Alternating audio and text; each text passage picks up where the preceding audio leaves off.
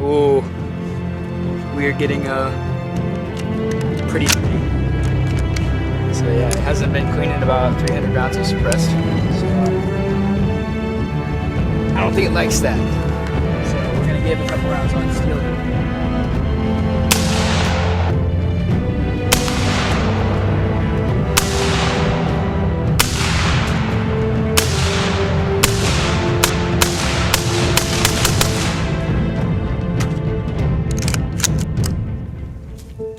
Mildly gassy. A little bit of discomfort. Feels like I just applied a lot of lip balm on my lips, like a lot of lip balm.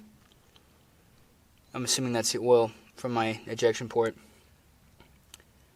But other than that, sound reduction, good. I'll throw in a 20-inch or 18-inch Daewoo unsuppressed for you guys to kind of measure it on.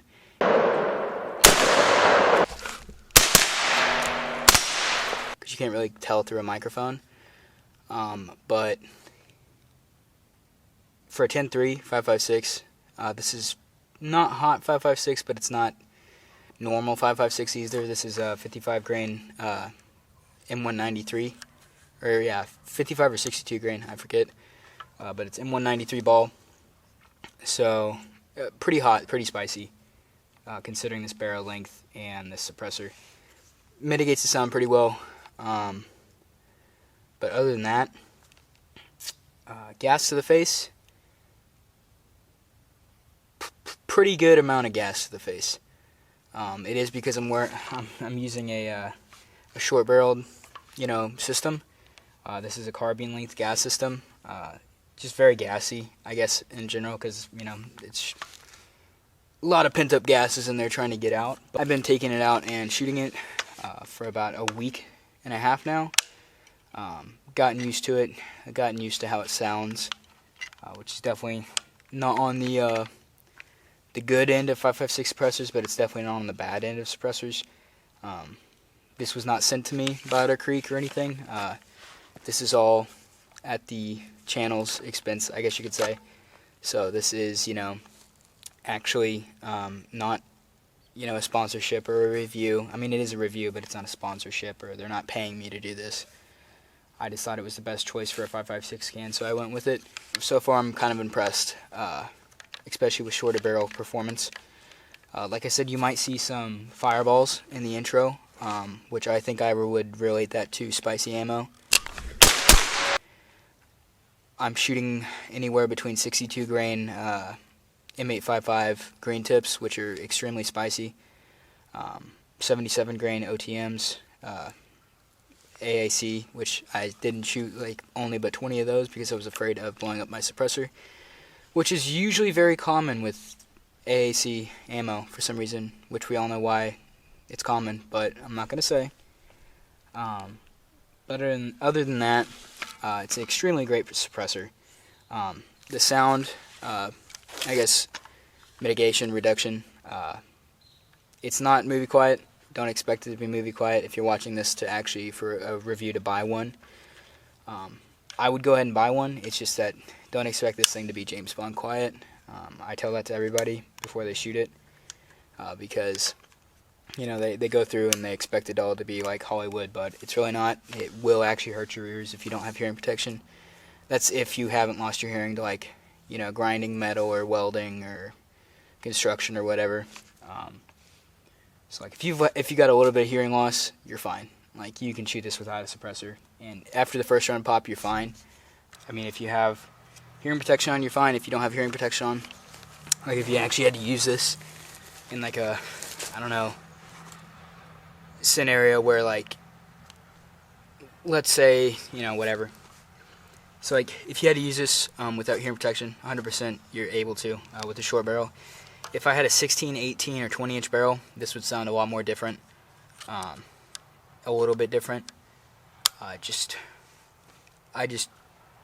slapped it on here because this is my main squeeze rifle for the time being. I'm actually doing a review on this rifle, a long-term review, which it's made up of a bunch of different parts, but you'll see that sometime. You've already seen a video drop about the certain build, but as far as an actual review of the gun, that's still dropping. Suppressor's been awesome.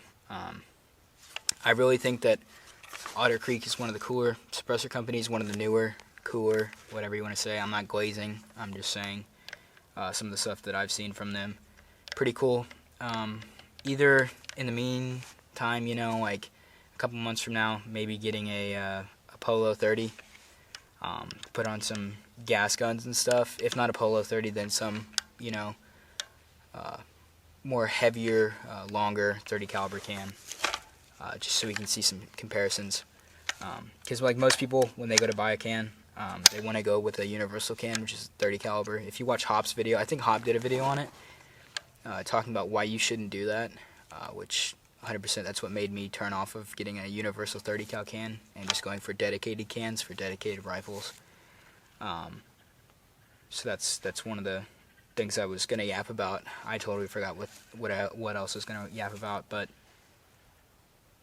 as far as like cool factor, this thing looks, you know, actually uniform. It looks nice. It doesn't look ugly. I've seen some of the AB suppressors. I have nothing against the company or anything, but they look pretty ugly. They look like something that you would stick up your butt. So not really a good look. But these are pretty cool. These are just standard style cans, I guess. Like, you know, I don't really have that much time on cans, so I'm not really sure. But nighttime performance, you'll see some videos of nighttime performance on here, as far as downrange, uprange performance. Round.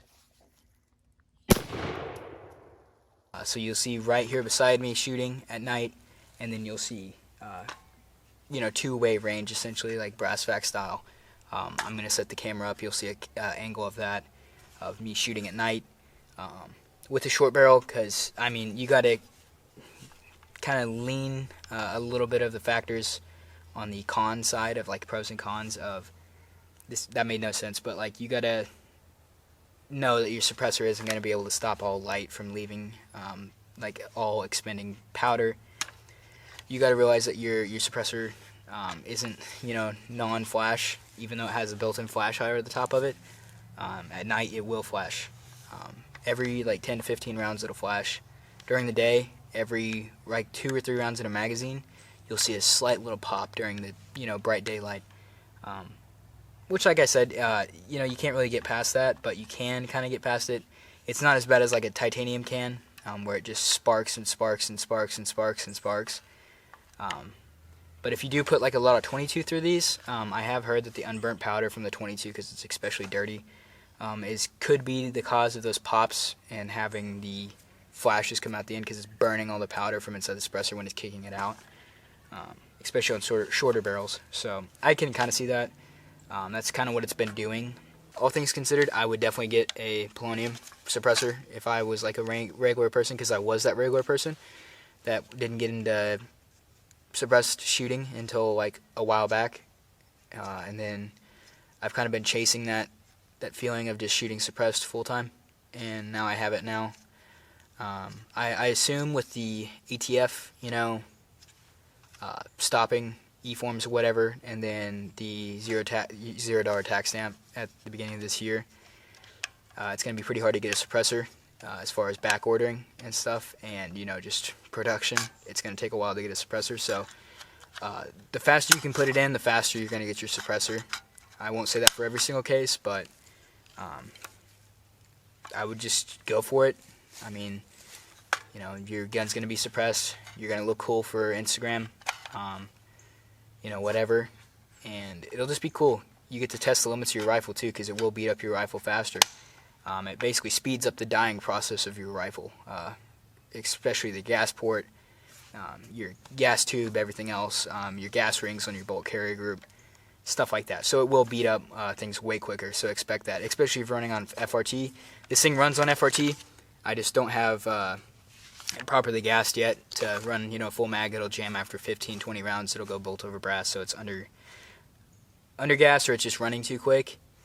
So that could be the cause. It couldn't be the cause of some other stuff, but it is the cause for the FRT malfunction. That's why you don't see it in the intro. There's deer walking up within like 40 yards away, probably. Just chilling. That's weird. But, yeah. Cool little gun. Cool little suppressor. Definitely go out and get a OCL instead of, any other suppressor. They're cheap. This one was around, I can't really say it, but it was about 5 Benjamins plus 2 Benjamins from the government. So it leads you up to about 8 Benjamins to 9 Benjamins for the whole ordeal if you get a direct thread, which is dope. So just go out and get one. Why not? Just try it, experience it. It's pretty cool. And that's all I had to say, and I guess I will catch you guys next time, or whenever I see you, or before the skinwalker down the woods completely takes me into his Diddy cave and I'm never seen again. So, yeah, I'm going to get out of here.